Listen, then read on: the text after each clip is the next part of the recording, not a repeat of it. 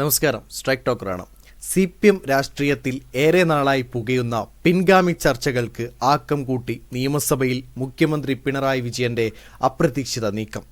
നിയമസഭയിലെ ധനാഭ്യർത്ഥന ചർച്ചകളിൽ കാലങ്ങളായി പിന്തുടരുന്ന കീഴ്വഴക്കങ്ങൾ അട്ടിമറിച്ച് മന്ത്രി PA മുഹമ്മദ് റിയാസിന് അസാധാരണ മുൻഗണന നൽകിയതാണ് ഇപ്പോൾ രാഷ്ട്രീയ കേന്ദ്രങ്ങളിൽ ചൂടേറിയ ചർച്ചയായിരിക്കുന്നത്.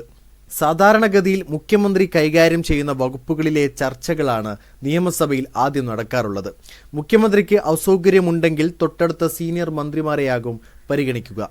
എന്നാൽ ഇത്തവണ മുഖ്യമന്ത്രിയുടെ വകുപ്പുകൾക്ക് പകരം ആദ്യ ദിവസം തന്നെ ചർച്ചയ്ക്കെടുക്കുന്നത് മുഹമ്മദ് റിയാസ് കൈകാര്യം ചെയ്യുന്ന പൊതുമരാമത്ത്, ടൂറിസം വകുപ്പുകളാണ്. സഭയുടെ ചരിത്രത്തിൽ തന്നെ ആദ്യമായാണ് പൊതുമരാമത്ത് വകുപ്പിന് ഇത്രയും പ്രാധാന്യം നൽകുന്നത്.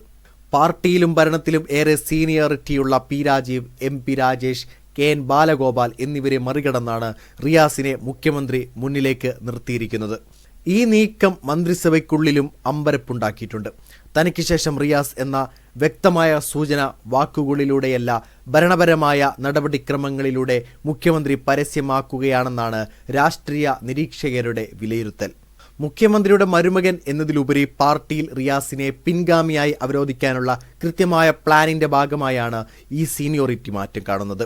വരും ദിവസങ്ങളിൽ ഇത് നിയമസഭയ്ക്കുള്ളിലും പാർട്ടിക്കുള്ളിലും വലിയ രാഷ്ട്രീയ പോരുകൾക്ക് വഴിവെച്ചേക്കാം. വീഡിയോ ഇഷ്ടമായ ലൈക്ക് ചെയ്യുക, നിങ്ങളുടെ അഭിപ്രായം രേഖപ്പെടുത്തുക. കൂടുതൽ വീഡിയോസുകൾക്കായി ഈ ചാനൽ തന്നെ സബ്സ്ക്രൈബ് ചെയ്യുക. This is strike talk signing off.